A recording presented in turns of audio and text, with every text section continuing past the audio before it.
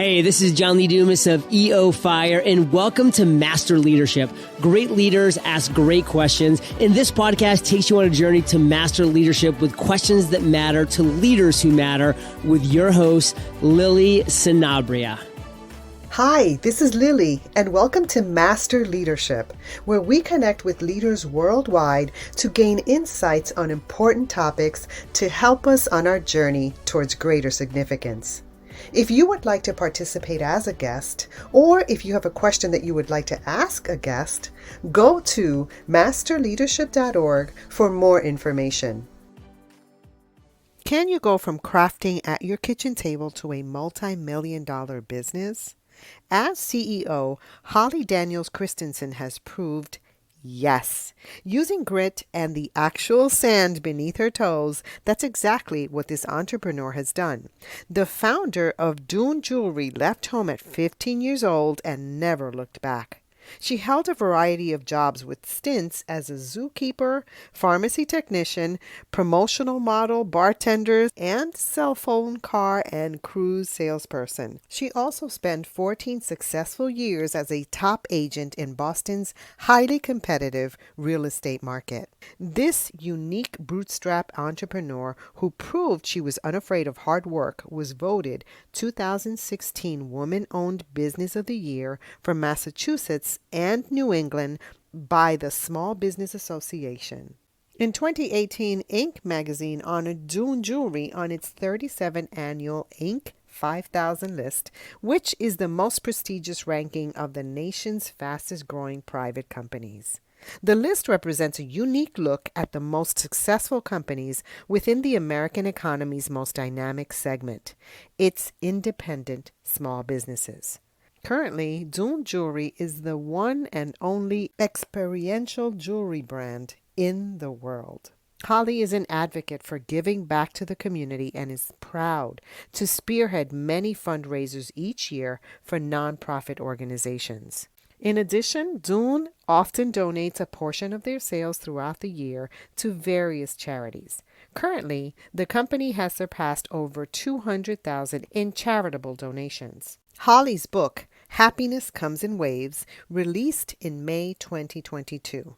Happiness Comes in Waves provides life lessons filled with inspiring stories and quotations from the Dune community and ocean advocates, illustrated with gorgeous photographs of the ocean, shorelines, and beaches. Each chapter is dedicated to a theme, with chapters on being unstoppable, adventurous, creative, grounded, soulful, and abundant. Our interview will begin right after messages from our sponsors. Have you been wanting to launch your podcast and just haven't found the right resources? I launched Master Leadership Podcast in 2016, and it now ranks in top 1% globally. I've gathered all I've learned and created Master Your Podcast in a Weekend course on Master Your Swag app, so that you have everything you need to share your voice with the world, minus those excuses. So download Master Your Swag app on Google or Apple platforms to access the Master Your Podcast course and launch your podcast this weekend.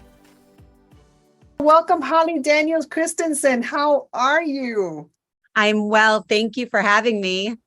Well, we're excited to have you. I am wearing my beautiful piece from your Dune collection. I love it. Is that? Yes. We were just talking how it has Sands of Vieques, which is a very, very special place for me because it's the place where my sister and I spent, her last days visiting there. And so this is special. Thank you so much for this beautiful, and it is just gorgeous. I love it. It looks beautiful on you. And obviously the sentimental value is even more valuable. So it's beautiful. All right. So are you ready to pour into our listeners? I'm ready. All right. So, Holly, tell us a bit about your path to leadership and what you're doing now. I have had a colorful path to leadership. I dropped out of high school when I was 15 years old due to a kind of a tumultuous childhood. And I started working and working and working. And at times I would be working 3 jobs at the same time, bartending and sales. And I used to do promotional modeling and things like that, always kind of working to put a roof over my head as opposed to working toward my passion or fulfilling any big dreams. But the great thing about that is that I got to work for so many leaders and so many managers that I was able to take a little piece of everyone's management style, everyone's personalities, and take that with me and kind of use the ones that I loved and discard the ones that I knew I didn't want to bring into my future. And now I run my company, Dune Jewelry, which I started at my kitchen table. Yay. 2010. And now we're a multi-million-dollar jewelry brand. I have 30 full-time team members and about 40 outside sales representatives. And every day is still a learning curve, quite honestly, Lily. Wow. So Dune is a unique jewelry experience, I would say. So tell us about what this is, because it's a gorgeous piece. Tell us more. Thank you. It is what I call experiential jewelry because every single piece holds an experience for the customer or the recipient. We use sand and earth elements from thousands of memorable and iconic locations all over the world. And we inlay it handcrafted into each design. So every single piece is personalized. A great example would be maybe your family has a beach home on Cape Cod and you've been going every single summer since you were born. And, it's a very sentimental place for you. You can send us a little pinch of that sand and we can create pieces from that. Or most likely we have it in our sand bank. We actually catalog over 5,000 sands and earth elements in our sand bank right now today. Wow. So I know that it was a process for me. So I selected the jewelry and then I did go to the sand bank and then you were able to inlay it, black sand from Vieques, in this beautiful piece. But what gave you this idea? Well, I was working alongside my childhood best friend, Kelly Quinn. She was making ornaments out of sand. I grew up on Cape Cod, where it's some of the most beautiful beaches. Of course, I use that in my example too, because I hear that story a lot. But these little ornaments were just so sweet. And I would take them and sell them at arts and crafts shows for Kelly. And I was helping her build that business. And we decided, what's next? Ornaments are great, but oftentimes they're being taken out once a year. What can we do that people are going to be able to hold on to forever? And something that'll be almost like a tangible memory, a tangible reminder of your most favorite moments. And we were like, oh, let's go take some jewelry classes. And at that point, I had settled into a career in real estate development and sales in the Boston market. And this was kind of my side hustle. I had always been creative, but this was just like putting on a new pair of glasses. Like, this is it. This is what I'm supposed to be doing. Wow. And so where can we connect with you? At too many places. You ever notice that? Now everyone can get in touch with you so many different places, but we have an incredible website, dunejewelry.com. And it's Dune Jewelry as if it was a sand dune is where the name came up. But over the years, people have started sending in all kinds of elements like crushed granite from the Rocky Mountains.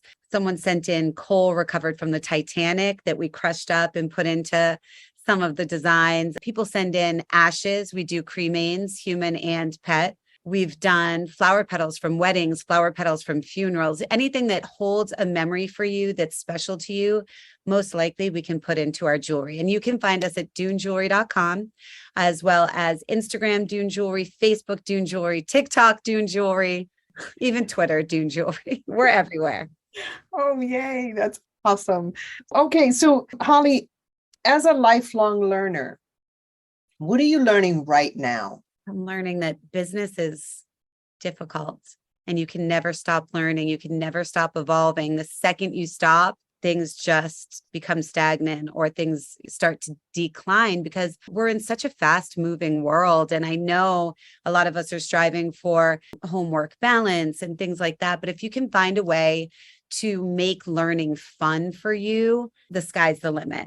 I need to learn by doing. I can sit and read a book all day long, but honestly, it's experience for me that is how I learn the best. So I'm always out trying to learn new things. My children are 9 and 10 years old. So I learn a lot from them. And right now I'm learning that business can be very difficult, and we're in these unprecedented times where I'm having issues that we've never faced before, finding and retaining team members. I mean, we've never experienced that in the 12 years we've been in business, but we are experiencing it now. And I'm kind of grateful for it because it's showing me and allowing me to understand the needs of my team members more than I did previously. I love that, because as a leader, you want to learn from those difficult times, to explore that as a leader. And I think you're spot on in that it is a good place to be, even though it's difficult. Yeah. It's interesting because even today I had a conversation with one of our artists, and she came to me with some ideas. She was like, I've noticed a few more people than previously, because she's been with us about 4 years, are leaving. And she said, I had some ideas. I'm like, oh my God. And that's my favorite conversation to have with people that are actually in the trenches. And she was explaining how difficult it is to pay off your student loans, which of course we all know, but if we're not experiencing it right now, which I'm not personally, and I never did because of my path, you just don't know until someone says, hey, they're transparent with you and they say, this is how much I pay every month. And this is how much my partner pays every month. And do you know that it equals the same as our rent? And I'm like, no, I should know that, but I didn't realize it was that much of a burden. So. And I love that they can come to you and share that you're approachable, and that speaks to who you are as a leader. Now, when you think of leadership today, Holly, what most concerns you and what are you most hopeful about? I'm most hopeful of the diversity I'm seeing in leadership. I do think that it's changing, and that's very hopeful. I think that many businesses and many industries have been led by one very specific demographic and sex for so long. And I think that's a problem. It's a challenge for the entire world because oftentimes you've got blinders on, right? And I think what's happening in the workforce now is a great challenge for people because people are being forced to understand other people's perspectives, how they've been brought up, how they learn, how they perform best, what's important to them. I think that for so long, people just assumed it was about money, well, if we give that person more money, they'll stay, or they'll do this job or that job. And that's just not the way the world is working anymore. It's really about quality of life. One thing that I like to do, and I just had a conversation today with another separate team member, is we've always done a really good job at putting people in positions that work for them. Like if you have a great team member, but they're not excelling at the position they're in at the moment, retain them, figure out what does excite them. Can you even make or create a position for them that might benefit the company? And we've done that for a really long time and it's worked. So diversity is certainly something that we can always improve on. But one of the things we don't talk about a lot is inclusion. You have diversity and inclusion. You can have diversity. Yay. It looks good on paper and you can take a nice picture. How do you improve how we grow in including everybody, including the people that think differently from us? I believe that upcoming leaders have to really look at themselves first and understand what's the hang up. Why aren't you willing to open up your eyes and listen to what your team is saying or colleagues are saying? I think too many people get in a leadership position and all of a sudden they're not listening. Or maybe they're listening, but they're not actually absorbing what anyone around them is saying because they've got a vision, they want to execute it, but nobody can execute their vision on their own. If you're in a growing industry or you're trying to grow your business or your positions, you've got to be inclusive, right? You have no choice. You want to build a team that also shares your vision. And the only way to do that is to be humble and listen to the people around you. You need to absorb it. You can hear it, but you need to absorb it. Try to put yourself in that person's shoes and understand why they have the opinions that they have. All of those things are so important. It's challenging. Yeah, it's challenging because we have to look in the mirror and asking those questions. Why do I feel the way I do? And then moving forward and expanding on that. I think so many people lead with ego without even realizing it. I've done it. And I'm a pretty down to earth, artistic leader. I started as an artist, got a wonderful mentor, and that's how I learned how to read a P&L and understand if my balance sheet was looking healthy and things like that. So even me as an artist, I've had days where I've led with ego, and you can get away with it for a while, I'm sure, and people have for years. But mark my words, moving forward, that is not the way to run a successful business. And judging from what you're saying right now, you strike me as someone who leads with vulnerability. How important is that in leadership? I'm a small business owner, so I know it's different for everyone in different positions, but I think vulnerability is really important. And I think connecting with your people is important. I got away from it. I was traveling a lot this past year, opening a brick and mortar in Ketchikan, Alaska. And it's a beautiful cruise port in Southeast Alaska, but I wasn't here. And I was kind of caught up in this big, exciting new adventure, and it did not serve my business well. It starts to erode the foundation of what you've built, especially if you're a business owner, and you've got to be careful of that. So I'm back in the studio. We're actually moving. We just purchased a building. That's what all those boxes are in back of me. And it feels really good to be side by side with everyone. And no, I can't do it every day because there are other projects that I need to be focused on, but it's certainly been a learning experience over the past couple of months. So what would you do differently for your company now that you know? I think make more of an effort instead of returning home from a day on site where we're constructing a new store and just being so tired and being reactive to the 150 emails in my inbox and getting through those, make my team a priority. So before I dive into those 150 emails, write them a little email that just says, hey, this is what happened today. Not every day, but every other day or twice a week so that everyone feels included, whether it's, my packaging person or my shipping person to the management team. And again, it's small business, right? I have 30 employees, 30 team members, but I think that makes a big difference. And I'm sure there's a way to apply it if you have 150 or 1,500 team members. There's always a way to apply small business practice to big business. And also raising up leaders around you who can do the work when you're not there. Mm-hmm. That's incredibly important. And that has been more challenging than I had realized. I'm making changes now in my business, but I think that I probably could have done a better job at that over the past couple of years. And I do think some people kind of lost their way during COVID. And I was one of those people because you're in panic mode, right? You're like, okay, how am I going to keep my business afloat? As opposed to like, oh, how am I going to make Sarah the next big leader? How is James going to be our next manager? So. All right. Thank you so much. So we have a surprise question from one of our former guests. Carl Hughes wants to know, what is your purpose in life? Like, what's the point of your life? Oh, wow.